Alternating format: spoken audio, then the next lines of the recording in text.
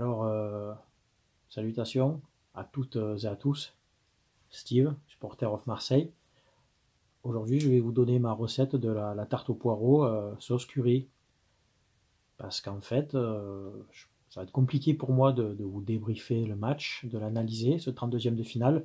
Thionville-Lusitanos, Olympique de Marseille, victoire 1-0 là-bas à Metz, au stade Saint-Symphorien. C'est parti. Bon, alors, la compo, hein, je la mets là, à côté de la recette. Bon, Gattuso nous a proposé un 3-5-2, Serge Blanco dans les buts, qui n'a pas eu grand chose à faire, jeu au pied correct. La défense, Gigot, Meite, Balerdi, Lodi à gauche, Murillo à droite, Veretout, Kondogbia à la récupération. On avait Nadir qui a été titulaire, c'est bien, en poste de meneur de jeu, et puis Vitinha, Aubameyang devant. Bon, pour la première mi-temps, donc le plus important, en fait, c'est de bien faire revenir les oignons avec tes poireaux bien émincés. Et moi, en général, je les fais revenir avec une sauce à base de crème fraîche. Je mets un peu d'épices curry, tu vois. Je fais revenir à feu doux, c'est très important pour pas que la crème accroche, tu vois, et qu'elle s'évapore trop vite. Ensuite, tu balances donc tes oignons, tes poivrons, tu sais, émincés, tu vois, c'est nickel. Tu fais revenir très doucement à feu doux et tu prépares ton fond de tarte dans un plat. Donc moi, je prends une pâte brisée, c'est très bien aussi. Et puis j'étale la préparation, tu vois. Alors, tu mets un œuf dedans aussi. Alors je mets un œuf, hein, un œuf entier dans la préparation et un jaune d'œuf en plus, tu vois. Donc tu mélanges tout ça avec tes poireaux et tes oignons, sel, poivre, tranquille, un peu de curry. Ça te fait donc toute une mixture. Et tu mets au four pendant à peu près 25 minutes, 30 minutes à 180 degrés.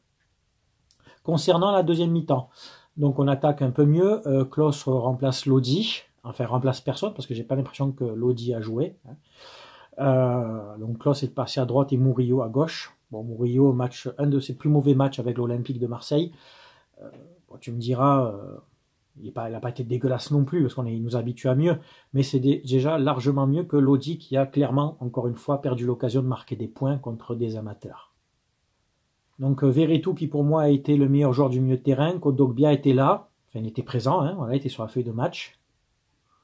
Il a eu le ballon des fois, il en a donné, il en a perdu, il en a récupéré. Je pense qu'on peut résumer son match à ça. Kondogbia contre des amateurs, hein, d'accord, contre des amateurs. Okay. Veretout qui donne des ballons, qui tente. En fait, il y a un peu que lui qui a joué. Hein. Bon, la défense a été très bien. Hein. Meite très agressif sur l'attaquant adverse, très dynamique, explosif. Balerdi, Gigot, serein. La défense, rien à dire. Hein. L'opposition n'était pas énorme. Hein. Je veux dire, ce sont des amateurs. Donc ils ont gagné leur duel, heureusement, contrairement à Vitinha qui, lui, n'a pas gagné ses duels athlétiques, physiques, contre des amateurs. Si tu n'as pas vu mon avant-match, je t'invite à le voir, où j'avais dit que je serais très intransigeant avec Aubameyang et Vitinha, où pour moi, ils ont normalement un statut à imposer. Tu vois, je garde les mains dans les poches parce que je suis blasé de cette prestation. On gagne, hein, on gagne 1-0.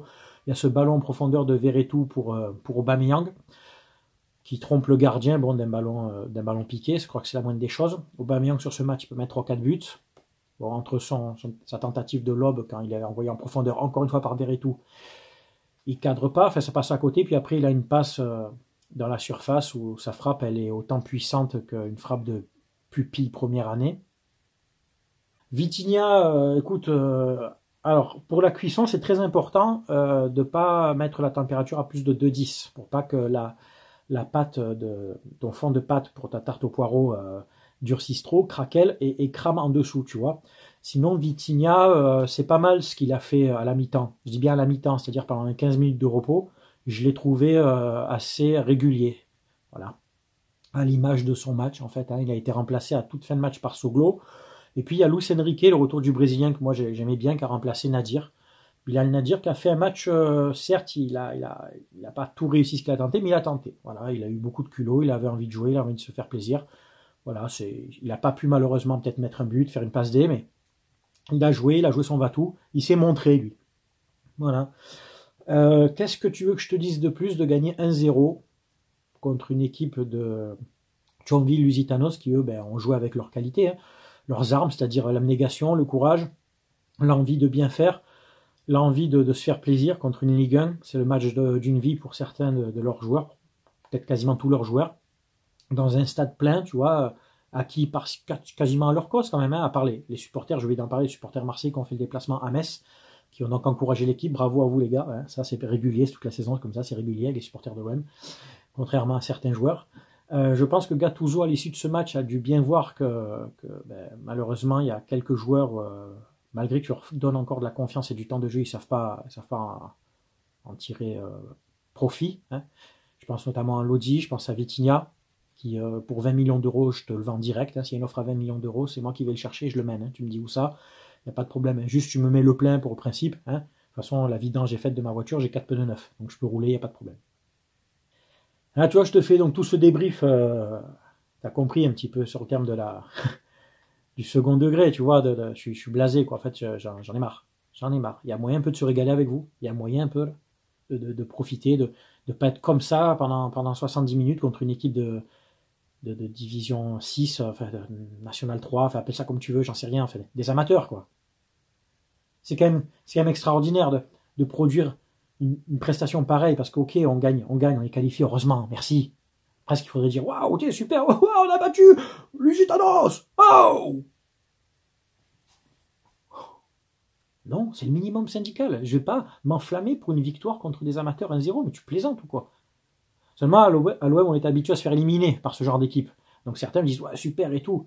Comme j'ai mis dans mon avant-match, éviter le piège. Mais heureusement qu'il faut l'éviter, le piège. Mais en jouant peut-être un peu mieux que ça. Donc tu es qualifié au prochain tour. Tu prends une équipe de meilleure facture, une nationale ou des deux, tu joues comme ça, mais tu te fais dégager. Voilà, tu te fais dégager très rapidement de cette Coupe de France. Donc si tu veux la gagner, cette Coupe de France, il va falloir peut-être rehausser un petit peu ton niveau de jeu, proposer autre chose. Hein. Pas tous. Hein.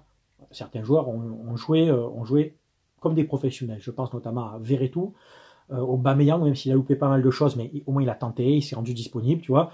Je pense notamment à Nadir, hein, qui a joué son match. La défense a été costaud, régulier.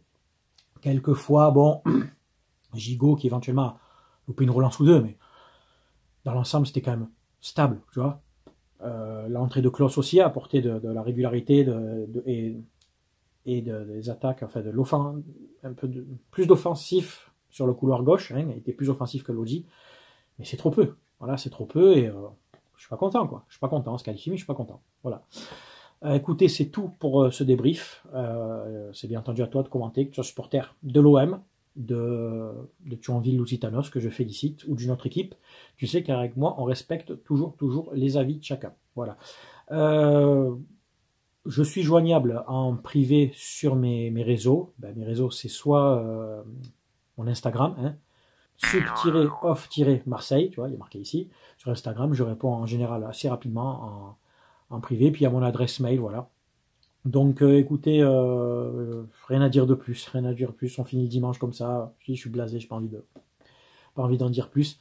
J'espère que vous avez passé un très bon week-end, un très bon dimanche. On se dit à bientôt, la semaine prochaine, pour le prochain débrief. C'était Steve, supporter of Marseille et sa fameuse recette de la tarte au poireau. Portez-vous bien, à très bientôt. Ciao, ciao tout le monde.